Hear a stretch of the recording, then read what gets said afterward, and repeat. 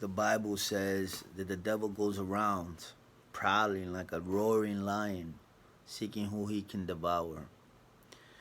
And the problem with a lot of people is that they don't see this life the way that it actually is. They see this life as a free for all, as a pleasure, voyage to gain all kinds of experiences, tuck a bunch of memories, good and bad, under the belt, so to speak, and think that it's kumbaya. A lot of people think this way, and it's not far into the voyage, so to speak, that they start to figure out that something ain't working for them. It's not working. And I'm here to explain to you why it's not working. When you have the right mentality and the right perception and the right view of this life, of this world, and how it operates in the real sense of what things are taking place behind the scenes, so to speak, then you can play your role in this life accordingly and stay out of trouble, stay out of. Okay, as an example, let me say this story real quick. I got shot when I was 17 years old. I was what the world would define as at the wrong place at the wrong time, right? I was innocent, but I wasn't so innocent. And let me explain to you why. This ties into what I just mentioned about this world looking a lot like a gauntlet. A gauntlet is a bunch of obstacles that are trying to take your life. Imagine axes going back and forth like this, right?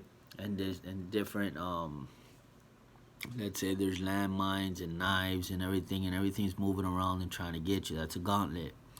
And your goal is to get to the end, the finish line, right?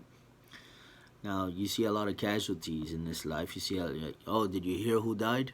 Did you hear who died? And then you're like, who? No way, you know? Yeah, he was so young. It's a gauntlet out there. To the story that of when I was 17 when I got shot, I was a young, aspiring gangster. I was 17 years old. I got started when I was young in terms of like, I think like 13. I started getting pretty serious about being a thug and just being cool in general. And the word cool has so much weight to it that people do not give it enough value, so to speak. When I say the word cool, it takes people's lives. You know, I know this firsthand because I gave my blood, sweat, and tears, my soul, to this word called cool. I wanted to be accepted. I wanted people to like me. I wanted people to talk about me. Reputation meant the world to me, and everything of how you perceived me and how you talked about me was my whole existence of living. It meant everything to me. Essentially, I made a god out of people. So people were my god back then, and I was aiming to please everyone so that they could talk about me again. And my reputation had to be polished. Now the goal, when you're living for the devil and you don't even know it, most people are living for the devil, as was I. They're completely blind to it. The Bible talks about that the devil comes and blinds the eyes of the unbeliever. That's why when people talk about Jesus, people don't want to hear it. It's because there's a demon ricocheting those words, making that person feel like, nah, that's not for me, etc., etc. And I went through that. But this is the thing. When I was 17 years old, I got shot. I was smoking, drinking, super high. We went to, I was with an older gentleman who was like 35, and I was 17. I always chilled with older people, so I grew up fast. So when I was 13, I was chilling with 18-year-olds. As I got older, you know, the people became older than me, you know what I'm saying? So I learned fast. I learned the streets. I had a lot of experiences fighting and proving myself and just gaining points on the scoreboard when you're living for the devil, the more dirt you do, the more bad you do to people, places, and things, the higher your reputation goes, the more you're perceived as this word called cool. And then you get the fear and the respect from people that you wanted. Too often, what happens is that you get a prison sentence before you can gain all these points. You're finding yourself going to a lot of funerals because people around you are dying. And if you're lucky not to be one of them, you'll find yourself going to jail. And you'll find yourself just hurting a lot of the ones that are close to you, all for this one word called cool. Cool is a lifestyle. It's a message. It's a persona. It's an image that people are trying to uphold. And so was I, because when you're young, uh, you're ambitious and you want to take all this hunger for wanting to be known and all this attention that you crave on the inside, and you use it for the wrong things. It took me years and years and years and years to figure this out, but all along I was looking for attention. And if you had asked me, I would have told you, hell no, I'm not looking for attention. This is me. I'm like this. This is who I am. I was stiff-necked. I was hard-headed. I was stubborn. But underneath all that was a person that just wanted to be loved and accepted, didn't have a father, and was looking for attention and identity in other people. That was the core of it all. Now I'm studying psychology in school, so I'm getting to know this on a university level as well as a spiritual level. I've always been a student of life. Paying attention has always been my thing. So as I grew up, I started to see that the people that I was trying to gain points, get daps and props from and get them to like me, these people were shady people. These people, if you dropped a $20 bill, they'd scoop it up, put it in their pocket. And then when you go looking for it, they'll say, nah, I haven't seen it. I'll help you look for it. Where do you think you dropped it? Have you checked over here? And they'll play the role of being a friend, so to speak. All the while, they were the one that jacked your money. And I was able to see this and peep it. And my eyes didn't blow open right away, but I was able to see enough.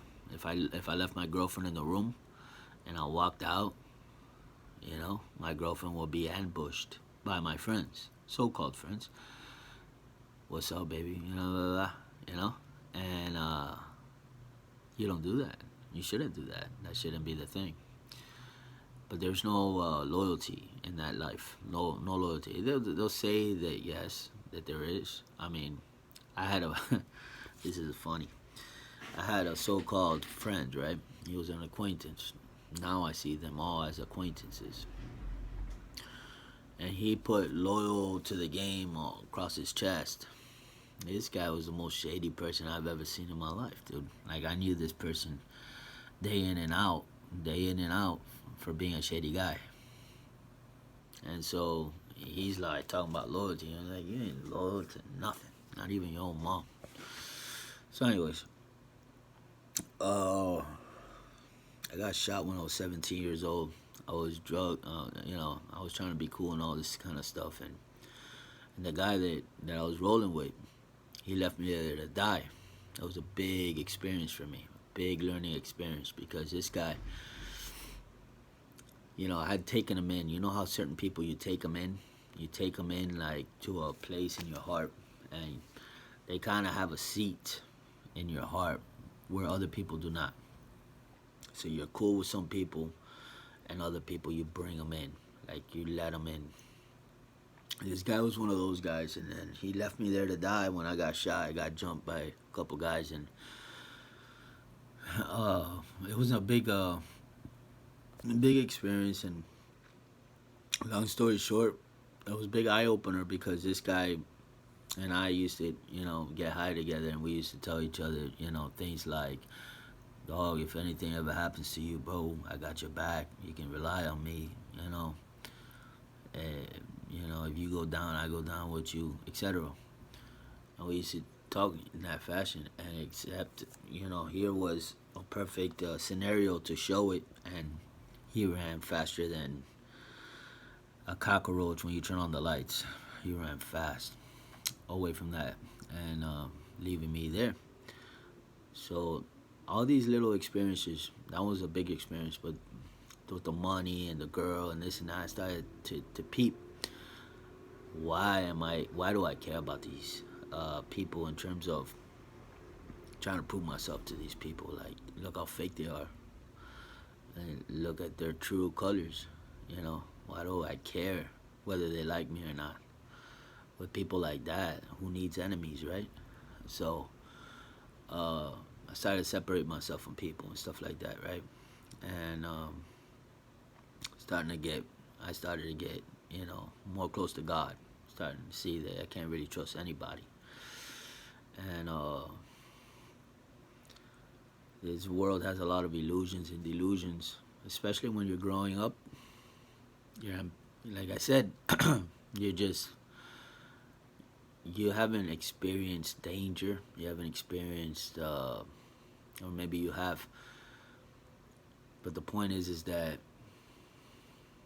life and true life and satisfaction is found in all the places to where you think it's boring or there's nothing there. For example, the Bible is my reference tool to living life, and I've learned that the Bible works and it's true. It's really facts. And the Bible talks about it's greater blessing to to give than it is to receive, right? And most people live a lifestyle of gimme, gimme, gimme, and take, take, take. And it's actually a bigger blessing to give than it is to receive. And so a lot of people would never, they would say, what's, in the natural, they would say, oh, obviously I would rather receive than to give. That's how they would view it, but they would be wrong. And so in this world, there's a lot of empty promises that the devil will promise you, like sex. Uh, you know, it doesn't fulfill you, but yet it's on a big pedestal in this world as the thing that produces the most pleasure. And quite frankly, for me, been there, done that many times. But what produces the most pleasure for me is the satisfaction of being able to slow down and just having a clean conscience and having a peace within myself. Knowing I'm not doing anybody any dirt, and knowing that nobody's looking for me to get revenge for what I did to them yesterday, so to speak, because I used to live that life. And I'm not getting a phone call saying that this girl's pregnant. I'm not getting a phone call saying, oh, you may have an STD because of what you did yesterday, so to speak. And I used to go through little scares like that back in the day. So these are all experiences that I went through, but in the end, it teaches you. It teaches you where life is truly at, where life is, where the gold pot really is, and where it's at in satisfaction and fulfillment is in all of the places that the world would say there ain't nothing there. The party, the booze, the girls, the music, the clubs, the gam, whatever it is, all that pleasure stuff, it's over here. This is where it's at. But over there, with playing a board game with your family, or just having talks over a cup of coffee in the evening, watching the sunset, so to speak. Perhaps going to church, listening to worship, allowing God to have a little cold, allowing God to just fulfill you and your every need and letting Him do those things.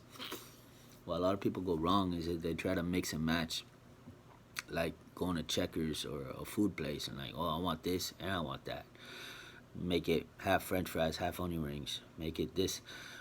They want the blessings, and they want to live in evil, but they still want the blessings from God, so to speak. And then they have the audacity to get mad at God when their life is going wrong and they're living like a complete fool. Like, come on now. Like, the point here is that God will forgive you, receive you, and bless you. But God is a God of order, justice, law, and like He's holy. So He's a father.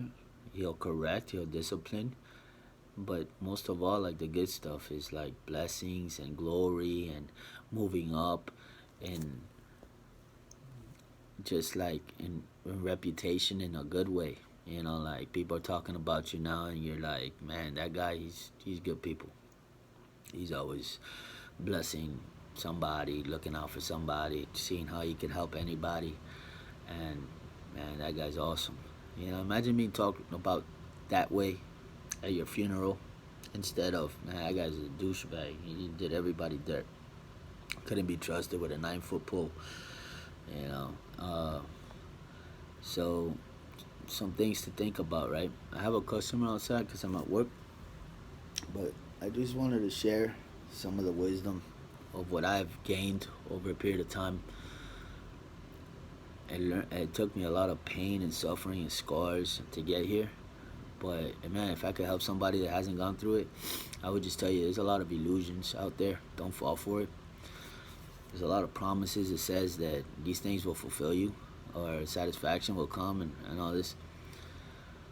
Sin, anything that's sinful in nature, meaning you're doing yourself harm or somebody else harm, that's what sin is. It basically gives you a little bit of pleasure, so to speak. Like if you smoke weed or you drink, you get something out of it. That's what makes you come back to it more and more. Masturbation, pornography, it gives you something. That's what makes you say, man, that was okay, I'll go back to that. It gives you something, but it takes your soul, it takes your life, it takes everything from you. Okay, so it's like betting a chip of $10 and then it's taking like the essence of everything that you are and you hold dear to your life. In the end, it leaves you empty, cold, and alone. And I was a witness to that. And that's why people go to rehab. That's why people lose everything. You hear these horror stories, and it's funny how people always find like a back door exit. They're like, yeah, but I could quit whenever I want. That's the biggest lie. Yeah, I just don't want to quit, but I could quit. Yeah. But the point here is that Jesus saves. He'll save you from all of the things that you're going through, and He'll save your soul. And the devil is real, and he has created a lot of illusions for people to chase all these fantasies. And when they get there, they're like, damn, I got deceived.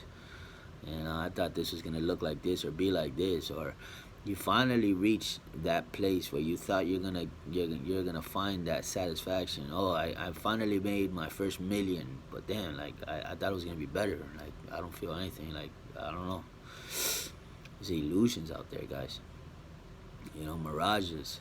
You see something out in the horizon, and you're chasing after. You finally apprehend it. You come to the place, and you're like, "There's nothing here."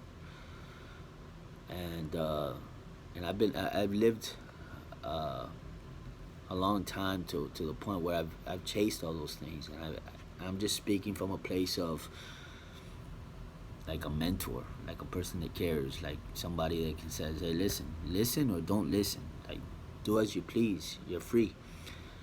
But for the people that are wise, you see, there's a saying that says a smart man learns from his own mistakes, but a wise man learns from other people's mistakes. So there's gonna be smart people, and there's gonna be wise people, and then there's gonna be mockers and scoffers and jokesters that don't take anything serious at all.